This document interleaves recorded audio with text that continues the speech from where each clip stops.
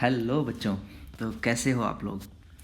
आज हम लोग CPO 2017 के 3 जुलाई का सेकंड शिफ्ट करने वाले हैं। देखो इसमें एक क्वेश्चन जो है, जो कि क्वेश्चन नंबर 2 है, वो बहुत अच्छा है। ठीक है, ये क्वेश्चन मैंने फेस भी किया, आई थिंक 2016 या 17 में मेंस के पेपर में क्वेश्चन था।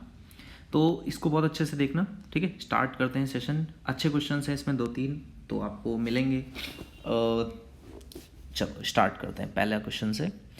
यहाँ पे 12th रूट है, यहाँ पर 3rd रूट है यानी क्यूब रूट है, यहाँ पे 4th रूट है। आपको बताना है कौन सी बड़ी है। क्या करते हैं, पावर को सेम करते हैं। तो यहाँ पे 1/12 है यानी कि 12th पावर से मल्टीप्लाई कर दें, सबका पावर 12 कर दें। तो यहाँ पे बचेगा 7 की पावर 3, 11 की पावर 4 और 1257। 7 का क्यूब कितना होता है 343। 11 की पावर 4 कितनी हो जाती है, स्क्वायर करोगे 1 to 1, ये हो जाएगा 14641 अराउंड, है ना। क्यूब 1331। और ये तो सबसे बड़ा कौन सा है, ये सबसे छोटा बोला जाता तो ये हो जाता। तो सबसे बड़ी वैल्यू कौन सी है, तो 11 का क्यूब रूट जो है वो सबसे बड़ा है। ठीक है, सेकंड क्वेश्चन जो है ये आप बहुत ध्यान से समझना। ठीक है, इसके लिए मैं रेड पेन लेता हूँ ताकि आप इसको हमेशा नोटिस रखना, हमेशा ध्यान रखना। ये क्वेश्चन जब पूछा गया था तब मैं आपको बताऊँ, जब CGL में मेंस के पेपर में पूछा गया था तब ये क्वेश्चन इस तरह से पूछा गया था। आपको बताना था 1+1 अपॉन, जिन भी बच्चों ने कभी प्रीवियस ईयर पेपर्स किए होंगे उन्हें याद भी आ जाएगा। ये यहाँ तक पूछा गया था 2008 का स्क्वायर। ठीक है, इस तरह से क्वेश्चन पूछा गया है और यहाँ तक का आपको मान बताना था।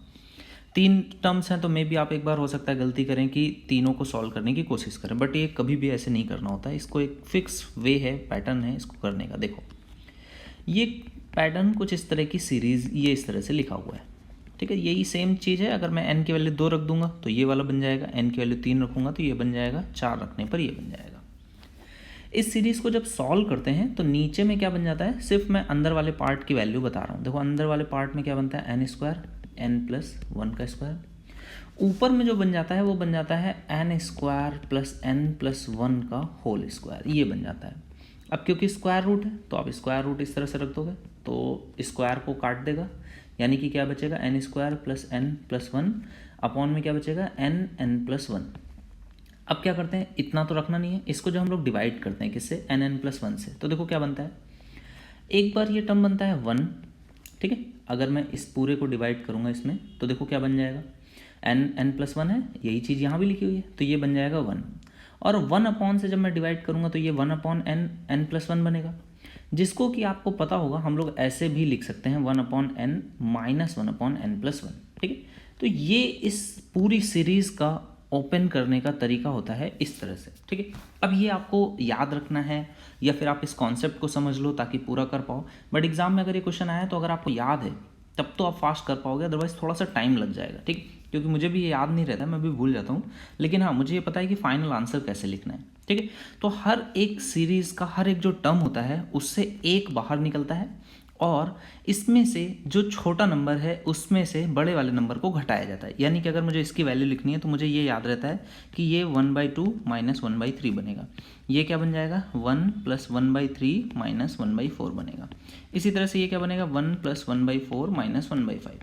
लेकिन आप सोचो कि अगर मेंस के पेपर में 2007 और 2008 तक था तो क्या इस तरह से लिखते जाओगे, नहीं। तो आपको याद क्या रखना है, जो सबसे छोटा टर्म आपको मिलेगा नीचे वाले के वैल्यू के फॉर्म में, 2 सबसे छोटा है तो ये रहेगा, 3 से 3 कटेगा, 4 से 4 कटेगा, और यहाँ पर जो सबसे बड़ी वैल्यू मिलेगी वो माइनस के साथ मिलेगी।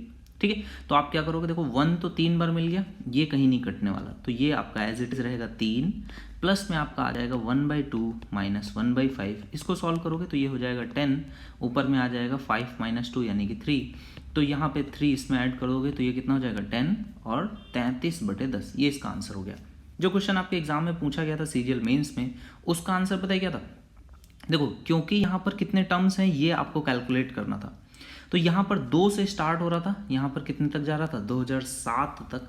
तो कितने टर्म्स हो जाएंगे, अगर 1 से होता 2007 तक तो 2007 हो जाते। यहाँ पर 2 से स्टार्ट हुआ है तो ये 2006 टर्म्स एज इट इज़ हो गए थे। ठीक है, और प्लस समथिंग वैल्यू आपकी कितनी आ जाएगी, 2006 बार तो 1 हो गया, तो ये तो मैंने 1 को इस तरह से लिख दिया है।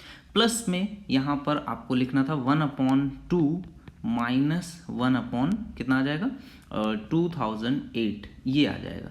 अब उसमें कुछ और भी टर्म्स थे, माइनस आई थिंक 2006 या 2007 अलग से लिखा हुआ था, बट वो क्वेश्चन जब भी पूरा मिलेगा तो मैं कराऊंगा जरूर, क्योंकि आएगा अभी आने वाले पेपर्स, प्रीवियस ईयर पेपर्स क्योंकि हम लोग कर रहे हैं, तो वो क्वेश्चन मिलेगा जरूर, ठीक है। और जब आपको मिलेगा तब मैं उसका तरीका नहीं बताऊंगा, डायरेक्ट उस क्वेश्चन को सॉल्व करके दिखाऊंगा, तो जो भी बच्चे यहाँ से देख रहे हैं उन्हें वहाँ पर बेनिफिट होगा, ठीक है। तो ये आपको याद रखना है कि जब भी ये सीरीज़ मिले इस तरह से आपको इसको ब्रेक करना है, ठीक है। चलो, तो इसका आंसर कितना आ गया 33/10। नेक्स्ट क्वेश्चन पे आ जाओगे। यहाँ से क्वेश्चन थोड़ा सा बेसिक क्वेश्चन आपको मिलेंगे। क्या कह रहा है देखो, 203 + 107 का स्क्वायर और 203 - 107 का स्क्वायर। तो इसकी वैल्यू आपको होता है a + b, a - b लिखा हुआ है और स्क्वायर भी करना है और बीच में माइनस का साइन है, तो a² + b² तो दोनों तरफ आएगा, कट जाएगा, यहाँ बचेगा 2ab, यहाँ भी बचेगा 2ab, तो ये हो जाएगा 4ab के बराबर। तो ये वैल्यू कितनी हो जाएगी 4 × a कितना हो जाएगा 203 और b कितना हो जाएगा 107। यूनिट डिजिट देखो 6 4 2 4, देखो 7 × 21 4 आ रहा है, तो आइदर ये या फिर ये। तो डिजिटल सम कर सकते हैं बिल्कुल, 4 है 3 2 5 7 1 8 8 पंचे 40 यानी कि ये हो जाएगा 4 4 चौको 16 यानी कि हो जाएगा 7। तो डिजिटल सम कितना आना चाहिए 7 आना चाहिए। देखो 8 6 14 4 18 यानी कि कितना हो गया 9 हो गया, है ना। तो 8 और 8 16 और 7, तो ये बन रहा है। यहाँ पे चेक करोगे 8 और 8 16 और 4 20, तो 2 हो गया, 8 2 10 1 हो गया, 7 1 8 8 बन रहा है, जबकि 7 चाहिए। तो डिजिटल सम से आप आंसर निकाल सकते हो। नेक्स्ट क्वेश्चन क्या बोल रहा है 46n 18 से विभाजित है तो n का मान क्या होगा। 18 से विभाजित है यानी कि 2 तो होना ही चाहिए, तो 2 4 8 में है, 7 नहीं हो सकता। और 9 से विभाजित होना चाहिए यानी कि डिजिटल सम कितना होना चाहिए 9 का मल्टीपल। तो आपने कहा 6 4 10 1 हो रहा है, 1 में कितना जोड़ेंगे कि आपका 9 बन जाए, तो आपको 8 जोड़ना पड़ेगा। तो n की वैल्यू कितनी होगी 8 ही हो सकती है, ठीक है। चलो नेक्स्ट क्वेश्चन बोल रहा है सबसे छोटी 4 अंकीय पूर्ण वर्ग संख्या कौन सी है। सबसे छोटी 4 अंकीय पूर्ण वर्ग संख्या कौन सी है, यही होती है। किसका स्क्वायर होता है ये 32 का, है ना।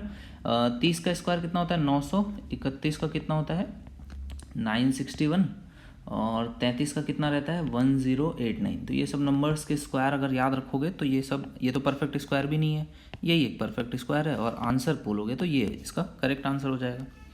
अगला क्वेश्चन देखो, अमन और रमन एक साथ कार्य 30 दिनों में करते हैं, ठीक है। रमन और मनन समान कार्य को 36 दिनों में कर सकते हैं।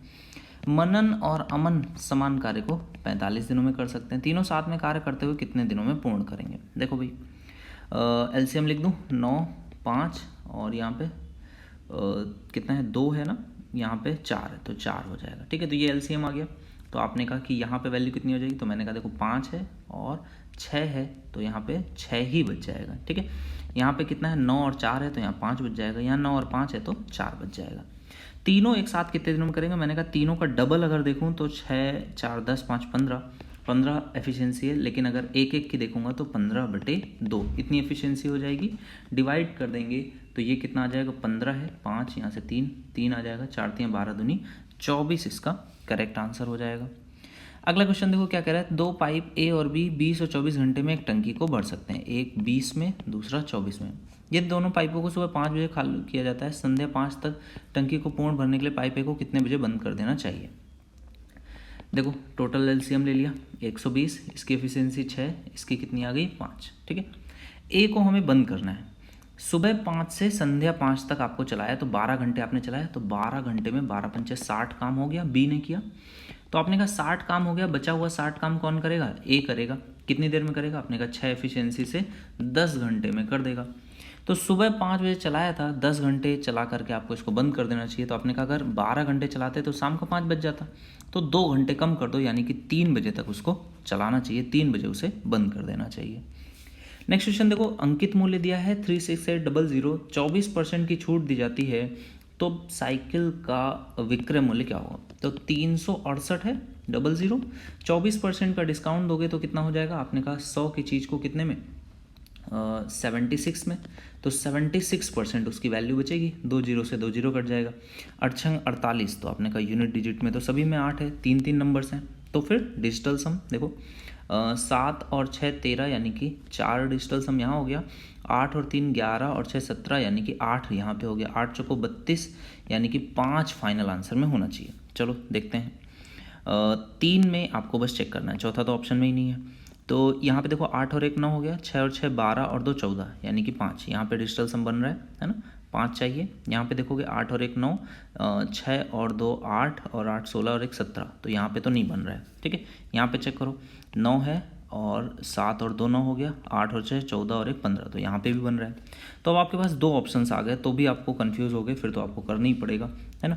तो क्या कर सकते हैं भाई, और तो कोई तरीका है नहीं, तो फिर मल्टीप्लिकेशन ही करना पड़ेगा। साइकिल का विक्रय मूल्य आपको बताना है, या फिर और क्या कर सकते हो, देखो ये 19 चौको 76 होता है ना, 19 38 19 57 19 चौको 76, 19 का मल्टीपल होगा, 19 का मल्टीपल चेक कर सकते हो। तो 19 के पहाड़े में देखोगे कितनी बार जाएगा, 19 से कम 19, और ये कितना बचेगा 7 बच जाएगा तो 71, और 19 38 19 57 तो 3 बार जाएगा, और कितना बचेगा आपका 57 हो गया, तो ये बचेगा 14, तो 1 हासिल आ जाएगा, तो ये कितना आ जाएगा, सॉरी 146 हो जाएगा, है ना, 6 यहाँ से लाएगा। तो 19 सत्ते 133, तो ये कितना बचेगा 13 बचेगा, और 8 लोगे तो 19 सत्ते 133 होता है। तो ये पूरा पूरा नहीं कट रहा है, इट मीन्स ये आंसर नहीं होगा, ये एक ही ऑप्शन बच रहा है। अब ये चाहो तो आप चेक भी कर सकते हो, ये पूरा पूरा कट भी जाएगा। ठीक है, तो ये कुछ तरीके हैं कि मल्टीपल आप चेक कर लो, या फिर यूनिट डिजिट और डिजिटल सम, ये तो आपके पास तरीके हैं ही हैं। ठीक है, तो यूनिट डिजिट हो गया, डिजिटल सम हो गया, और डिविजिबिलिटी, ये एक बहुत इंपॉर्टेंट रोल प्ले करते हैं। जब आपको थोड़ा सा लंबे कैलकुलेशंस एग्जाम में फंसे तो कैसे आप ऑप्शंस में से सेलेक्ट करो, चूज करो करेक्ट आंसर को। ठीक है, अगले क्वेश्चन पे आ जाओगे। नेक्स्ट क्वेश्चन बोला 1800 रुपये की मूल्य की एक वस्तु को 1476 रुपये में बेचा गया है, उस पर दी गई छूट का प्रतिशत कितना है। देखो भाई कितना प्रतिशत आपने छूट दिया, आपने 324 रुपये की छूट दी है, तो ये तो 18% हो गया, 18 का स्क्वायर होता है ना। तो ये क्वेश्चन हो गया।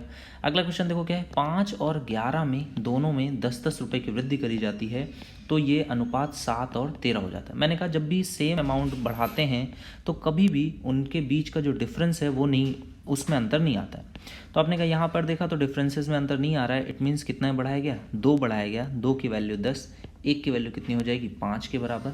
अगर 1 की वैल्यू 5 है तो दोनों संख्याओं का योग कितना हो जाएगा, 16 पंचे 80 के बराबर, ये इसका करेक्ट आंसर हो जाएगा। नेक्स्ट क्वेश्चन देखो क्या है, 3p 5q और 15r है, pqr का अनुपात ज्ञात करना है। आप क्या करोगे, तीनों का मल्टीपल एक नंबर मान लोगे, तो ये 15 हो गया। तो p की वैल्यू 5, q की वैल्यू 3, r की वैल्यू 1, 5 3 1, ये इसका करेक्ट आंसर हो गया। घनों का औसत बताना है, पहली 13, आपको पता है सम क्या होता है, n+1/2 और इसका होल स्क्वायर, डिवाइड करते हैं किससे, n से, तो ये इसका स्क्वायर हट जाएगा, आपका सिर्फ इसका स्क्वायर बचेगा। तो ये वैल्यू आ जाएगी, n की वैल्यू कितनी है 13, 13 + 1 14/2 करोगे तो ये हो जाएगा 7, 7 का स्क्वायर करोगे 49, ये आपका आंसर आ जाएगा। 9 18 9 3 27, यूनिट डिजिट में 7 एक ही ऑप्शन में है, ये आपका आंसर हो गया। 50 परिणामों का औसत 30 था, परंतु बाद में यह ज्ञात हुआ कि 73 को 33 मान लिया गया था। 33 माना गया मतलब 33 के अकॉर्डिंग एवरेज निकाला गया, लेकिन निकालना किसके अकॉर्डिंग था, 73 के अकॉर्डिंग। तो एवरेज क्या होगा, बढ़ेगा, कितने से बढ़ेगा, आपने कहा 40 की वृद्धि होगी, तो 40 कितने लोगों में, टोटल 50 लोगों में इक्वली डिवाइड कर दिया जाएगा, 4/5 यानी कि 0.8, तो एवरेज कितना था 30 था, 0.8 बढ़ जाएगा, ये इसका करेक्ट आंसर हो जाएगा। एक व्यक्ति को एक मेज 27 रुपये में बेचने पर 10% की हानि होती है। देखो 10% की हानि मतलब 3000 उसकी क्या होगी, सेलिंग प्राइस होगा। उसे चाहिए कि 33 से 1/3% का लाभ हो, कितने में बेचे, 3 की चीज़ को 4 में बेचेगा तो 33 से 1/3% का लाभ हो जाएगा। कितने में सेल करना है, 4000, इसका आंसर हो गया।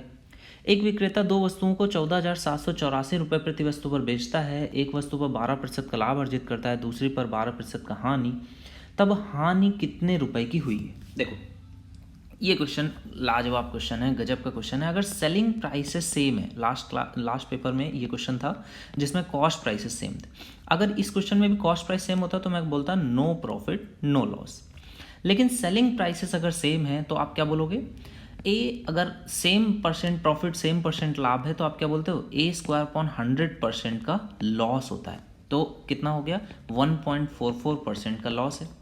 लेकिन अब आपसे यहाँ पर परसेंट नहीं पूछ रहा है, एग्जैक्ट अमाउंट पूछ रहा है कितने का हुआ। तो देखो भाई, अगर मैं 100 रुपये मानूँ तो 100 रुपये पर कितना 1.44 का लॉस हो रहा है मुझे। तो कितने में सेल किया नहीं पता, तो मैंने कहा 100 की जगह इसको मान लेते हैं 10,000, 100 से गुणा कर दिया तो अब कितने का लॉस हो रहा है 144। तो अब मैं इसको बोल सकता हूँ कि 9,800 और कितना हो जाएगा 56, इतने में मैंने अराउंड इसको सेल किया होगा। ये बात समझ में आई कि नहीं है? अगर 100 रुपये लिखता तो मुझे लिखना पड़ता 98.56, दशमलव में मैं वर्क नहीं करना चाहता हूँ, तो मैंने क्या किया 100 से गुणा कर लिया।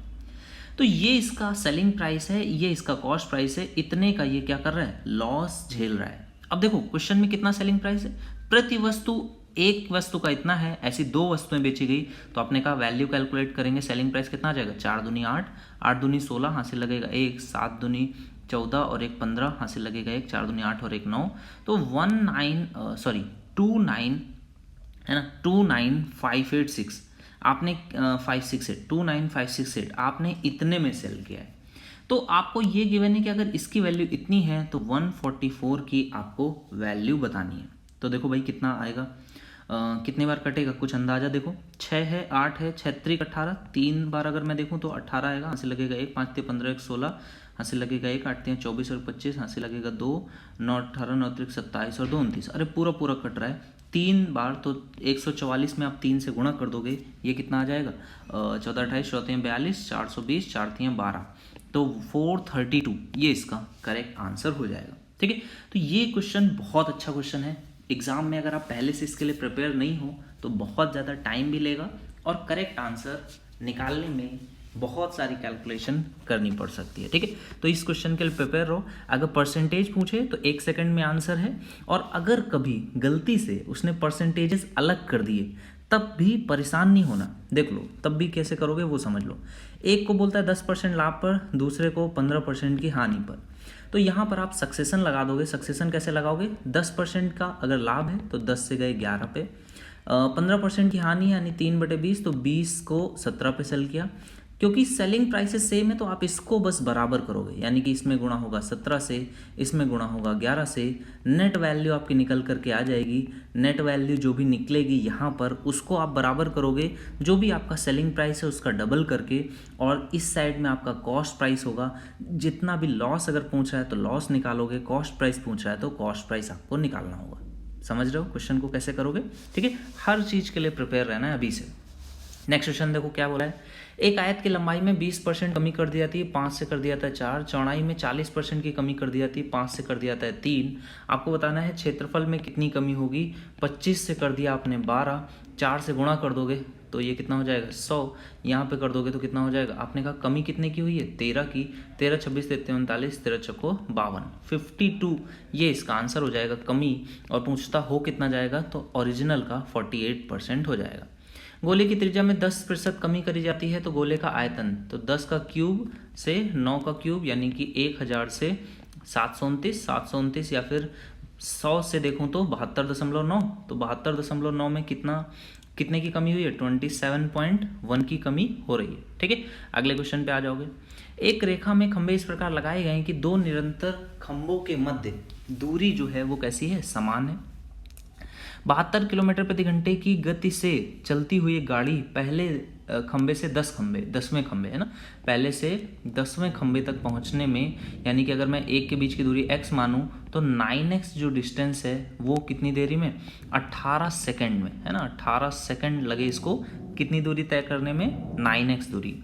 तो कैसे करोगे, देखो 72 ये क्या है किलोमीटर पर आवर है, इसको मीटर पर सेकंड में कन्वर्ट करेंगे तो ये कितना हो जाएगा 5/18, तो 18 से 18 कट जाएगा, 72 पंचे 360, तो 9x दूरी कितनी है 360 है, तो एक के बीच की दूरी अगर मैं पूछूं कितनी होगी तो 9 से काट दोगे, ये आ जाएगी 40 के बराबर।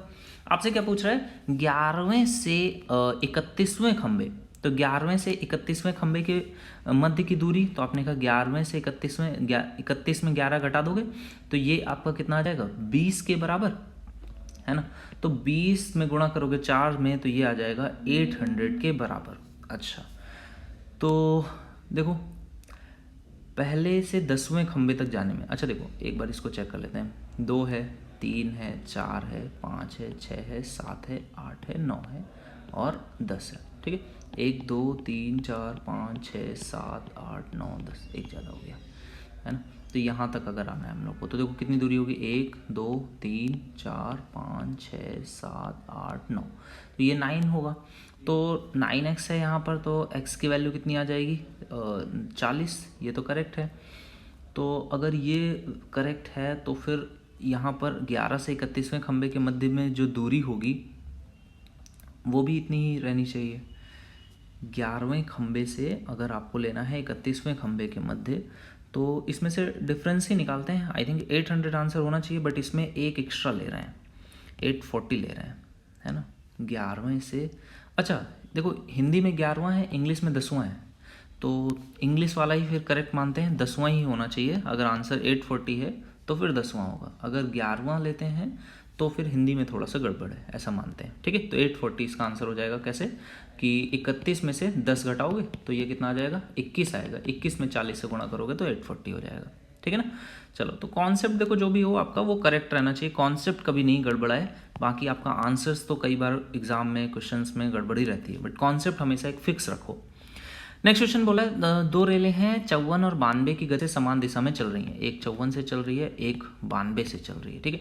तो 92 वाली तेज है, उनकी लंबाई 400 और 300 है, तो ये कितनी हो जाएगी, 760 मीटर हो गई। तेज रेल वाला धीमी गति को कितने देर में लगेगा। तो देखो 92 है और दूसरी 54 है, तो डिफरेंस निकाल लोगे तो कितने का आ जाएगा, 6 इसमें जोड़ दोगे 60, तो ये हो जाएगा 30 और 2 38, है ना। तो 38 ये क्या आ गई, इसकी स्पीड आ गई किसमें, किलोमीटर पर आवर में। आपको समय बताना है तो आपने कहा 38 से ये आपकी किलोमीटर पर आवर में 5/18 से गुणा करोगे तो ये आ गया मीटर पर सेकंड में। इससे डिवाइड कर देंगे तो यही आपका समय आ जाएगा, है ना। तो 19 से कट जाएगा, 19 दूनी 38, 1900 को 76, और 2 से कट जाएगा ये आएगा 9, 5 से कट जाएगा ये आ जाएगा 2, तो 9 चौको 36 दूनी 72 सेकंड इसको लगेंगे। 2400 रुपये पर 2 वर्षों के लिए 20% दर से चक्रवृद्धि ब्याज की जब भी गणना करना है तो 2 1 हो गया। 2400 रुपये का 20% निकालोगे तो ये कितना आ जाएगा, 240 गुणे 2, तो 480 रुपये, और इसका फिर से 20% निकालोगे तो ये हो जाएगा 96, है ना। तो ये आपकी वैल्यू हो जाएगी 48 का दुगना 960, और इसमें 96 जोड़ दोगे तो ये हो जाएगा 1056 के बराबर। ये आपका ब्याज आ गया। अगला क्वेश्चन देखो क्या बोल रहा है, एक धनराशि 1 वर्ष के लिए 10% छमाही चक्रवृद्धि ब्याज पर 1 वर्ष के लिए उधार दी जाती है, तो ब्याज में 80 रुपये की वृद्धि हो जाती है। इंग्लिश में ही देख लेते हैं। An amount was lend for 1 year at the rate of 10% per annum compounding annually. Had the compounding been done half yearly the interest would have been increased by 80। अब देखो ये क्वेश्चन हिंदी और इंग्लिश में कितना अंतर है ना।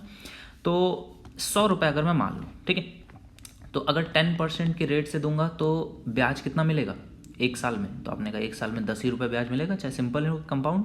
लेकिन बोल रहा है कि अगर मैं कंपाउंडिंग हाफ ईयरली कर दूं तो आपने कहा रेट परसेंट कितना हो जाएगा, 5%, है ना। अगर रेट परसेंट 5% हो गया तो आपने कहा 2 1 से मैं ब्याज निकाल सकता हूँ, तो इसका 5% कितना आ जाएगा 5, और फिर 5 का 5% कितना हो जाएगा 0.25, है ना। तो ये अब आपके देखो ब्याज में कितना अंदर आ गया, तो आपने कहा 10 की जगह पे 0.25 इतना बढ़ गया। तो मेरे अकॉर्डिंग जो चीज़ 0.25 यानी कि 1/4 बढ़ी है, क्वेश्चन में कितना बढ़ी है 80 बढ़ गई है, तो 1 की वैल्यू कितनी हो जाएगी 8 चौको 32, 320, है ना। तो 320 से आपको किस में गुणा करना पड़ेगा, ओरिजिनल वैल्यू में, तो ये आपका आंसर आ जाएगा 32,000 के बराबर। भाई देखो हिंदी काफ़ी गड़बड़ है, हिंदी को भूल जाओ। अगला क्वेश्चन है आपका, ट्राउज़र है और शर्ट है, उसका प्राइसेस दे रहा है। शर्ट का प्राइस गिरा है लेकिन फिर भी ऊपर है, ट्राउज़र का प्राइस हमेशा से नीचे था, एक बार ऊपर है, ठीक है। देखो जनवरी और अप्रैल माह में शर्ट के विक्रय में क्या अंतर है, जनवरी और अप्रैल, अच्छा माह में जनवरी ये है और अप्रैल का है ये, तो अंतर कितने का आया, 15 का अंतर है, तो ये 15 हो जाएगा, ठीक है। 100 में होगा, सभी चीज़ें 100 में है, हाँ। जनवरी से फरवरी तक ट्राउज़र के विक्रय में कितने प्रतिशत की वृद्धि हुई, जनवरी से फरवरी में ट्राउज़र के में 10 की वृद्धि हुई, 40 में 1/4 यानी कि 25% का वृद्धि हो गया है। अगला क्वेश्चन बोल रहा है आपको बताना है मार्च में ट्राउज़र का विक्रय शर्ट के विक्रय से कितने प्रतिशत है। मार्च में ट्राउज़र, तो मार्च में ट्राउज़र शर्ट के विक्रय से, तो आपने कहा शर्ट के विक्रय से तो ज़्यादा ही है, तो कितना है ये आपको बताना है, कितने प्रतिशत है, तो 100 से गुणा कर दोगे, 1 0 से 1 0 कटेगा, 550/3, तो ये वैल्यू आपकी अराउंड 180 के आसपास ही जाएगी, है ना। 100 से ऊपर ही होगा, 125 से भी ऊपर है तो 180 के आसपास जाएगा। बोल रहे 5 माह में शर्ट का कुल विक्रय 5 माह में ट्राउज़र के कुल विक्रय से कितने प्रतिशत अधिक है। देखो शर्ट का कुल विक्रय 5 माह में कितना है, पहले तो इसको जोड़ना पड़ेगा, तो ये 70 हो गया, ये कितना हो गया 70 80 80 और 50 130 और 130 और 70 कितना हो गया 200 और यहाँ पे 65 और 30 है तो ये हो गया 295। ये शर्ट का हो गया। ट्राउज़र का कितना है 50 40 90 90 और 10 100, ये हो गया 120 और 170, तो ये हो गया 204। तो इतना अधिक है। अब ये कितने प्रतिशत अधिक है पूछ रहा है, तो आप बोलोगे 91 अधिक है, कितने में 204 के रेशियो में। ठीक है, तो ये वैल्यू कुछ बन सकती है, कुछ कटेगा 7 से कटेगा क्या, देखो 7 दूनी 14 तो 6, 7 से तो नहीं कटेगा, 13 से कटना चाहिए, 13 कम 13 तो बचेगा कितना 7, तो 13 से भी नहीं कटेगा, तो 91/204 ये वैल्यू आपकी बन रही है। आपको 91/204 है ना, अप्रॉक्सीमेट ही आएगा ये। तो अप्रॉक्सीमेट में भी कितना अप्रॉक्सीमेट होगा वो देखते हैं, 204 है ना, तो 2 से तो कट ही जाएगा, लेकिन 100 को नहीं छेड़ते हैं। इसको किससे काट देते हैं, पूरा पूरा ही काट लेते हैं। 9100 है, 204 है, तो कितनी बार जाएगा 4 बार जाएगा, तो 4 बार जाएगा तो कितना आ जाएगा 800, 4 चौको 16 816 हो जाएगा है ना, 910 है, तो ये अराउंड 100 अभी भी बचेगा है ना, 100 से थोड़ा सा कम ही बचेगा, बल्कि 94 है ना, 94 बचेगा, 10 आ जाएगा, तो फिर से 4 बार जाएगा तो 44.61, 2 बार 4 आ गया, तो आपका आंसर हो गया ऑलमोस्ट। ठीक है, 2 शंकुओं के वक्र पृष्ठ का क्षेत्रफल का अनुपात है ना, शंकु है पाई r1 l1 पाई r2 l2, ये रेशियो दिया है 1 और 9। तिरछी ऊंचाइयों का अनुपात 3 और 1 है, तो रेडियसेस का अनुपात कितना हो जाएगा 1 और 27, 3 यहाँ आ जाएगा तो 1/27 बन जाएगा। ठीक है, एक वर्ग का क्षेत्रफल कितना है 24 है, तो इसकी भुजा कितनी हो जाएगी 2√6 है ना, तो वर्ग का परिमाप क्या हो जाएगा, तो 4 से गुणा कर दोगे, 4 दूनी 8√6 के बराबर। अगला क्वेश्चन देखो, 7 सेंटीमीटर त्रिज्या 15 सेंटीमीटर ऊंचाई के बेलन का कुल पृष्ठीय क्षेत्रफल क्या है। कुल पृष्ठीय क्षेत्रफल 7 है, तो यहाँ से 154 का दुगना करोगे 308, ये बेस का एरिया हो गया। 2πr करोगे तो 44 हो गया, उसमें 15 से गुणा कर दोगे तो ये कितना आ जाएगा 15 चौको 60, और ये 11 से गुणा कर दोगे तो 660 ये हो जाएगा, तो 660 और 308 ये हो जाएगा 968 के बराबर। ठीक, अगला क्वेश्चन देखो क्या बोल रहे हैं, एक सिलेंड्रिकल वेल है of height 40 meters is dug in a field of this, the earth taken out is spreaded evenly on field, what is the increase in level of field. ये क्वेश्चन मैंने आपको कराया है, एक बार फिर से कर लो, देख लो इस क्वेश्चन को, बढ़िया क्वेश्चन है। आपका जो एरिया है किसका फील्ड का, वो कितना है 56 मीटर गुणे 11। ठीक है, इसमें से कितने की कमी होगी, क्योंकि आप इसी फील्ड में ही क्या कर रहे हो, एक कुआं खोद रहे हो, तो कुएं की जो रेडियस है वो कितनी है 7 मीटर त्रिज्या है, तो आपने कहा 154 इसमें कमी आ जाएगी। ठीक है, अब ये जो कमी आ गई ये क्या आ गया आपका एरिया। अब इसमें आप वॉल्यूम कैसे बनाओगे, हाइट से गुणा कर दोगे, और ये किसके बराबर होगा πr², यानी कि 154 और कितना 40 मीटर गहरा है, तो ये आपका बन जाएगा। ठीक है, तो देखो 154 पूरे में ही कटेगा, यहाँ पर 11 और यहाँ पर 14 कटेगा, तो 14 चौको 56, तो ये 4 आ जाएगा, तो 4 में से 1 घटाओगे तो 3, तो 3h की वैल्यू कितनी आ गई 40, तो आपसे खेत के स्तर में कम वृद्धि पूछ रहा है, तो ये 40/3 के बराबर हो जाएगा, दैट इज 13.33। ठीक है, अगला क्वेश्चन देखो, 1 सेंटीमीटर घनाभ को पिघलाया जाता है 5 × 5 × 2 × 5 × 4, हाँ, तो ये घन बन जाएगा, किसके बराबर हो जाएगा साइज 10 के बराबर। घनाभ और घन के कुल पृष्ठीय क्षेत्रफलों का अनुपात, देखो इसका कुल पृष्ठीय क्षेत्रफल कितना होगा, आपने कहा इस घनाभ और घन का है ना, किसका किसका बताना है, surface cuboid and that of cube, तो क्यूबॉइड का तो आपको पता है ट्वाइस ऑफ LV, तो ये होगा 50, BH ये हो गया 200 और ये हो गया 100। इसको आपको रेशियो बताना है 6a², तो ये हो जाएगा 600 से, तो देखो ये कितना बन जाएगा 200 और 300 350, और ये हो जाएगा दुगुना 700, तो 700 और 600 या फिर 7:6 ये इसका करेक्ट आंसर हो जाएगा। अगला क्वेश्चन जो है, इसको आप देखो यहाँ पर समथिंग दिया गया है, यहाँ पर उसका 1 अपॉन दिया गया। अब आपको ये याद रखना, अगर कभी भी इस तरह से दिया जाता है 1/1 माइनस 1/a। तो ये इसका जो सम होता है ये हमेशा 1 के बराबर होता है। कैसे आता है 1, देखो एलसीएम ले लोगे तो ये 1 माइनस ए, 1 माइनस ए, ऊपर में क्या बन जाएगा 1 माइनस ए प्लस 1/1 माइनस ए। इसको जब आप मल्टीप्लाई करोगे तब भी सेम ही चीज़ बनती है ना। तो ये रहता है। आप इसका जस्ट अपोजिट फॉर्म भी लिख सकते हो, 1/1 प्लस ए प्लस 1/1 प्लस ए। इस केस में भी आंसर इसका 1 ही बनता है, ठीक है। तो जब भी आप इस तरह से जोड़ोगे तो इनका आंसर हमेशा 1 रहता है। यहाँ पर कुछ बड़ा सा टर्म भी लिख सकता है वो, बस आपको ये देखना है कि ये इसका 1/, हो, है ना। जहाँ पर a है तो यहाँ पर 1/a हो। पावर देखो p माइनस q है, यहाँ पे q माइनस p हो गया, तो इसकी वैल्यू 1 ही रहती है। अगला क्वेश्चन दिया गया दिस, x से डिवाइड कर दोगे तो x प्लस 1/x की वैल्यू 3 आ जाएगी। यही क्वेश्चन में पूछ रहा है, यही इसका आंसर हो जाएगा। a plus b plus c का मान है -11, a cube b cube c cube minus 3bc का मान पूछ रहा है। कैसे निकालोगे, देखो आप a प्लस 4 का फॉर्म बना लो। इसको a प्लस 4 का फॉर्म बनाओगे तो a प्लस 4 करोगे, यहाँ पर कितना है -11 है तो +4 आपको ऐड करना पड़ेगा। b के साथ भी आप देखो, b के साथ में क्या है +5 है तो +5 बनाओगे तो यहाँ पे भी +5 ऐड करना पड़ेगा। c के साथ क्या है +2 है, +2 बनाओगे यहाँ पे +2 ऐड करना पड़ेगा। देखो इसका सम 11 ही हो गया तो कट गया, तो इसकी वैल्यू कितनी आ गई 0। अगर 3 नंबर्स का सम 0 हो, है ना, चाहे वो कुछ भी हो, x हो y हो z हो, तो आपको पता है x³ y³ z³ minus 3xyz ये किसके बराबर हो जाता है 0 के। और देखो कि आपको यही सेम चीज़ यहाँ पे मिल रही है, दैट मीन्स इसका आंसर 0 के बराबर आ जाएगा।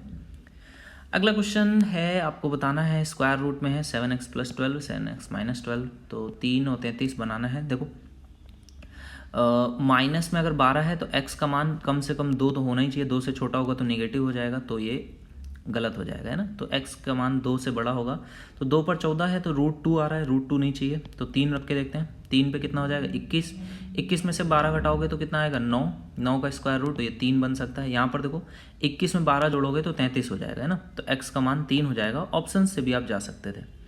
अगला क्वेश्चन देखो क्या है, x प्लस 1/x का मान है 3√2। अब देखो ये क्वेश्चन अच्छा है, पावर 5 कैसे बनती है वो आपको पता है, x² प्लस 1/x² में गुणा करते हैं x³ प्लस 1/x³ से, और इसमें घटा देते हैं x प्लस 1/x से, ठीक है। ये जब आप करते हो तो पावर 5 बन जाती है। तो ये इसकी वैल्यू निकालोगे कितनी आएगी, k² -2 होती है, x plus 1/x² plus 1/x² की वैल्यू, तो 3√2 है, 3 का स्क्वायर 9, 9 दूनी 18, 18 में से 2 जाएगा 16 हो गया।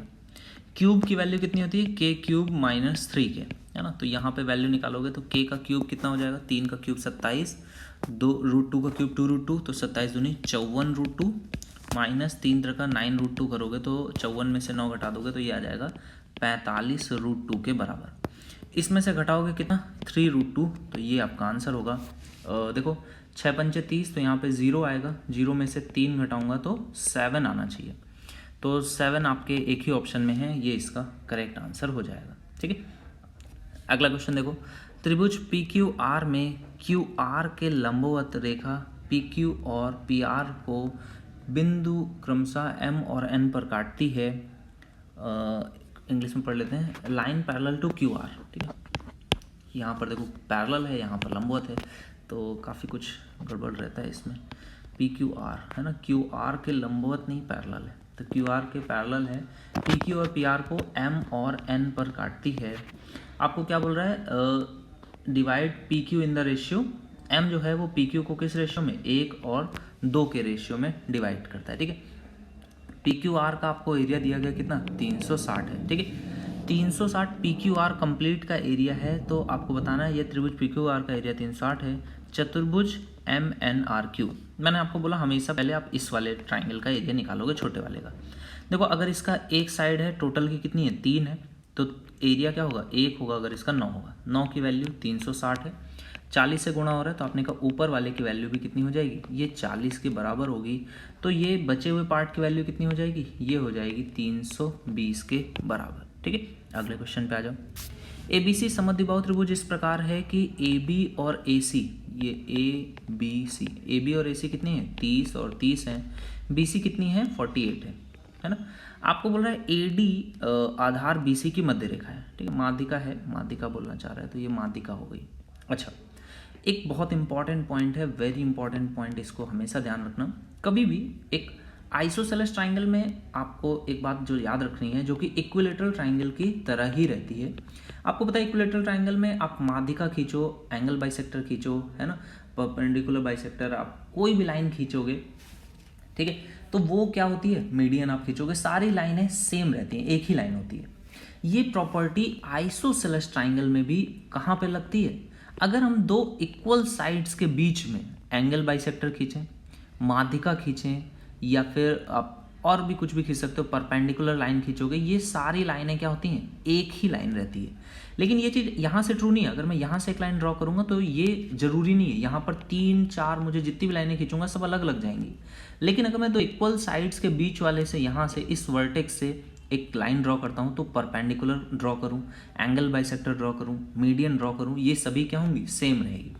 तो आपसे पूछा जा रहा है एडी की लंबाई बतानी है, तो आपने कहा अगर ये मीडियन है तो ये 24 हो जाएगा, और अगर ये परपेंडिकुलर है तो 24 और 30 में देखो रेशियो कितने का है, 6 गुणे 4 का, 6 गुणे 5 का, तो आपने कहा 3 4 5 का ट्रिपलेट बन सकता है, 6 गुणे 3 ये होगा, तो 18 क्या हो जाएगा, इसका लेंथ हो जाएगा। कैसे, पाइथागोरियन ट्रिपलेट से, ठीक है। हाइपोटेनस आपको पता ही है। ओके, चलो अगले क्वेश्चन पे आ जाते हैं। नेक्स्ट क्वेश्चन क्या बोल रहा है, ट्राइंगल ABC में C कितना है, 54 है, ठीक है। आप यहाँ पे ड्रॉ कर दोगे, C कितना है आपको 54 डिग्री है ABC में, ठीक है। AB का लंब द्विभाजक, ठीक है, C is perpendicular bisector of AB, perpendicular bisector of AB, है ना, AB का परपेंडिकुलर बाइसेक्टर, तो ये इस तरह से ड्रॉ होगा। ये मीट करता है एट D, मीट्स BC, है ना, BC, इस पे जो D पर हम लोगों ने परपेंडिकुलर बाइसेक्टर ड्रॉ किया है वो BC को E पर मिलता है। अच्छा, ये कुछ इस तरह से है। ओके, यहाँ पर तो मेरा AC पे मिल रहा है, तो इट मीन्स कि ये आपका कुछ इस तरह से होगा, ये इससे हो जाएगा। तो ये अगर C है तो अब इसका जो परपेंडिकुलर बाइसेक्टर होगा ये अब BC पे मिलेगा, है ना। प्रॉपर फिगर बनाना बहुत ज़रूरी है, तो ये 54 डिग्री हो जाएगा, ठीक है।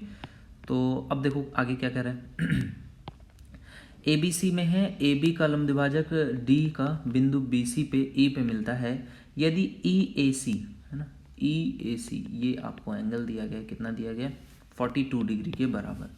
तो आपको बताना है ABC का मान, ये वाला एंगल आपसे पूछ रहा है। देखो भाई, ये आपका क्या है, परपेंडिकुलर है ना, और ये इसको E पर मीट करता है इस तरह से। एंगल C आपको गिवन है, लंब द्विभाजक है, यानी कि ये दो इक्वल पार्ट्स में भी ब्रेक कर रहा है, और ये दोनों 90 पे भी हैं। आपको दिया गया है BC पर E पर मिलता है, तो EAC ये एंगल दिया गया है 54 हो गया, ये 42 हो गया। तो ये एंगल अगर मैं पूछूँ तो कितना हो जाएगा, तो आपने बोला कि इसमें 6 कम कर दोगे 90 में, तो ये कितना हो जाएगा, 84 डिग्री। अच्छा, ये 84 हो गया और ये 90 है, आपको पता ही है। तो यहाँ से मैं कुछ कह सकता हूँ, यहाँ पर देखो, अच्छा ये साइड इक्वल है, ये दोनों, है ना, ये साइड और ये साइड इक्वल। ये वाला एंगल कितना है, 90 है दोनों पे ही, और ये एक लाइन भी कॉमन है ना। तो अगर ये लाइन कॉमन है तो क्या मैं कह सकता हूँ कि ये दोनों जो ट्राइंगल्स होंगे आपस में सिमिलर ट्राइंगल्स होंगे, है ना। तो ये एक चीज़ जरूर हम लोग यहाँ से निकाल सकते हैं। तो BDE जो है वो सिमिलर होगा ADE के। अब देखो ये एंगल ये आपस में सेम है, ये दोनों साइड्स इक्वल हैं, तो इनके सामने के एंगल्स आपस में सेम हो जाएंगे। तो मैं ये भी कह सकता हूँ कि ये वाला एंगल और ये वाला एंगल, ये जो आपस में हैं, ये भी आपस में सेम होंगे, है ना, सिमिलर ट्राइंगल्स हैं। अच्छा, तो फिर क्वेश्चन सॉल्व हो जाएगा। देखो ये आपको पता है ये 84 है, और ये इस ट्राइंगल के लिए, कंप्लीट वाले के लिए कैसा वर्क करेगा, एक्सटीरियर एंगल की तरह। तो ये बराबर होगा इन दोनों के सम के, और क्योंकि ये दोनों सेम है, अगर मैं x और x मानूं तो ये 2x आ जाएगा बराबर 84 के। तो x का मान कितना हो जाएगा, 42 डिग्री के बराबर। ये क्वेश्चन हो जाएगा। ये सिमिलैरिटी का बहुत अच्छा क्वेश्चन है, इसको आप लोग जरूर नोट डाउन करना, एग्जाम में इस तरह से जल्दी स्ट्राइक नहीं करता है, तो ये भी अच्छा क्वेश्चन था, ठीक है। नेक्स्ट क्वेश्चन देखो, समद्विबाहु त्रिभुज में एंगल आपको दिया गया है, क्या दिया गया है, D जो है वो 110 है, तो बचे हुए दोनों कितने हो जाएंगे, 35 और 35 हो जाएंगे। त्रिभुज का केंद्र, कौन सा केंद्र, इन सेंटर अगर आपको ड्रॉ करना है, ये अंतः केंद्र होगा, है ना। तो ये अंतः केंद्र कितना है, EIF, ये D हो गया, ये E और F हो गया। तो ये आपको वैल्यू बतानी है, 90 प्लस कितना होता है, A/2। अंतः केंद्र के केस में ये होता है, अगर परिकेंद्र होता है तो डायरेक्टली आपको पता है A है, तो वहाँ पर कितना हो जाएगा, 2A के बराबर। अगर यहाँ पे एंगल ABC में है ना, कि अगर ये मैं ड्रॉ करूँ और ये परिकेंद्र है तो अगर यहाँ पे एंगल ए है तो ये कितना हो जाएगा 2a के बराबर। तो 90 प्लस a/2 करोगे ये हो जाएगा 55, 90 में जोड़ दोगे तो कितना आ जाएगा 145। अगले क्वेश्चन पे आ जाओगे। नेक्स्ट क्वेश्चन आपको बताना है पी आर क्यू गिवन है, पी आर क्यू गिवन है 50 डिग्री के बराबर, तो पी टी क्यू ये वाला एंगल बताना है, ये कितना होगा आपको डायरेक्टली बता सकते हो। ये क्या है आपका साइक्लिक क्वाड्रिलेटरल, साइक्लिक क्वाड्रिलेटरल में सामने आमने के कोणों का योग 180, तो ये 50 है तो पी टी क्यू 130 होना चाहिए। ठीक है, चलो अगले क्वेश्चन पे आ जाओ। 2 cos स्क्वायर थीटा -1 ये तो cos 2 थीटा है, इसकी वैल्यू 0 है तो थीटा की वैल्यू 45 हो जाएगी। cos क्योंकि 90 पे 0 होता है, थीटा 45 है तो cot और tan दोनों 1 होते हैं तो ये 0 हो जाएगा। अगला क्वेश्चन देखो, ये मैंने आपको बताया है कि cos थीटा और sec थीटा दोनों कैसे हैं, x + 1/x की वैल्यू 2 दे दी गई है, तो ये x और 1/x दोनों की वैल्यू 1 होगी। तो पावर कुछ भी हो ये 1 + 1 ही रहेगा, यानी कि 2 इसका करेक्ट आंसर आ जाएगा। अगला क्वेश्चन है 1 + cot a + cot a/2 का सरलीकृत मान क्या होगा। अब देखो इसको सॉल्व करने के बजाय क्या कर सकते हैं, 0 तो नहीं रख सकते, इनफाइनाइट हो जाएगा, 90 रख दें, a की वैल्यू 90, a की वैल्यू 90 पे ये कितना होता है 0 हो जाएगा, तो ये 45 1 हो जाएगा, तो ये 1 + 0 × 1 यानी कि ये 1 आ जाएगा। ठीक है, तो इसकी वैल्यू 1 आ रही है। अब ऑप्शंस में देखते हैं, अनडिफाइंड फॉर्मेट नहीं बनना चाहिए। a की वैल्यू है 90, तो cos 45 ये तो 1/√2 हो गया, sin 45 का स्क्वायर 1/2 हो गया, cosec 90 अगर होता 90 45 है तो ये 1/√2 का उल्टा हो गया, तो √2 स्क्वायर करोगे 2/2 1 बन गया, और यहाँ पर है cos a की वैल्यू cos 90 कितना होता है 0, तो ये इसका ऑप्शन एक ही ऑप्शन है, दैट इज सी पार्ट इसका करेक्ट आंसर हो जाएगा। अच्छा, tan a tan b अगर 1 हो तो कॉम्प्लीमेंट्री एंगल वाला फॉर्मेट हमेशा याद रखना, tan a tan b हमेशा 1 होते हैं कब, जब a + b कितना होगा 90 डिग्री के बराबर। तो इसको सम कर दोगे कितना आ जाएगा, ये लिखा हुआ है 10 LCM आ जाएगा, तो ये हो जाएगा 5 और ये हो जाएगा 4, तो ये वैल्यू आ जाएगी 90, तो थीटा की वैल्यू कितनी हो जाएगी 900/9 यानी कि 100 डिग्री के बराबर। तो थीटा का मान ही पूछ रहा है आपसे, ये 100 डिग्री के बराबर हो जाएगा। नेक्स्ट क्वेश्चन है 3/cosec स्क्वायर थीटा या 3 sin स्क्वायर थीटा लिख देता हूँ। 1 + tan कितना होता है sec होता है, ऊपर जाएगा cos हो जाएगा, तो 5 cos square theta -2 cos square theta, तो ये क्या हो जाएगा 3 sin + 3 cos स्क्वायर थीटा, यानी कि 3 इसका करेक्ट आंसर हो जाएगा। अगला क्वेश्चन है आपको दिया गया है, अदर्स है, बाइंडिंग है, जिलसाजी है, पेपर है और प्रिंटिंग है। ठीक है, डिग्री में दिया गया है, इधर डिग्री लिख रहा है, यहाँ पे परसेंटेज का साइन है ना, तो कुछ भी करते हैं कभी कभी ये लोग। देखो भाई 60,000 है, परसेंटेज में ही है क्योंकि वो वैल्यू परसेंटेज 100 होना चाहिए ना, सम तो 100 होना चाहिए। कुल व्यय 60,000 रुपये है, तब छपाई पर किया गया व्यय कितना है। छपाई कहाँ पर है, देखो आई थिंक प्रिंटिंग कहना चाह रहा है ना, प्रिंटिंग पे कितना हो गया है 27%, तो 600 का 27, तो ये हो जाएगा 42, तो 2 आना चाहिए, एक ही ऑप्शन है। ठीक है, कागज पर हुए व्यय के क्षेत्र द्वारा बनने वाले केंद्रीय कोण का मान। अब देखो कागज पर कितना व्यय हुआ है, कागज पे हुआ है 25%, 25% का फ्रैक्शन कितना होता है 1/4, 360 से चेक करोगे तो ये कटेगा 90 डिग्री के बराबर, ये इसका मान हो जाएगा। जिल्दबंदी पर किया गया व्यय कागज पर किए गए व्यय से कितने प्रतिशत अधिक है। जिल्दबंदी पर किया गया व्यय कागज पर किए गए व्यय से कितने अधिक है, तो देखो 5 और 3 8 अधिक है 25 पे, तो 25 चौके 100, 8 चौको 32% इसका करेक्ट आंसर हो जाएगा।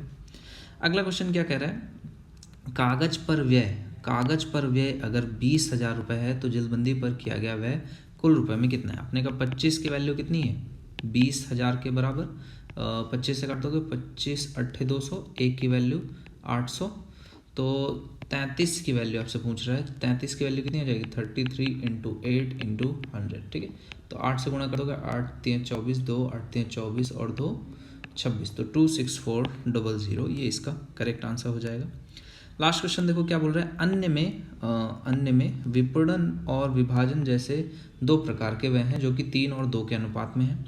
विपणन पर किए गए व्यय द्वारा निर्मित भाग का केंद्रीय कोण डिग्री में कितना होगा। विपणन कौन सा है 3 हिस्सा है, तो 3/5 किसका 15% का, तो आपको इसका भी केंद्रीय कोण बताना है, तो 3 तो आपने का 9% है, या फिर 9/100 हिस्सा हो गया, 360 से अगर मैं चेक करूँगा तो 0, और ये कितना हो जाएगा, 9 से आप गुणा कर दोगे, 9 × 54, 5, 9 × 27 और 5 32, तो 32.4 ये इसका करेक्ट आंसर हो जाएगा। ठीक है, तो ये CPO का पेपर था, बढ़िया पेपर था, इसमें काफ़ी अच्छे क्वेश्चंस हैं। तो ये थर्ड का सेकंड शिफ्ट हो गया। तो एक तरह से 3 दिन हो गए हैं, अब 4 दिन और बचे हैं। 7 जुलाई को यानी 14th पेपर जो होगा वो कंप्लीट हो जाएगा। तो बढ़िया से लगे रहो, कंसिस्टेंसी करना थोड़ा सा मुश्किल होता है, लेकिन कल भी इसी वजह से लेट हो गया था, बट मैंने कहा कि अगर डेली जा रहा है 2 पेपर्स तो दोनों जाने चाहिए। और जैसे ही CPO ख़त्म होगा आपके CGL के पेपर्स मैं फटाफट स्टार्ट कर दूंगा। Thank you for watching guys.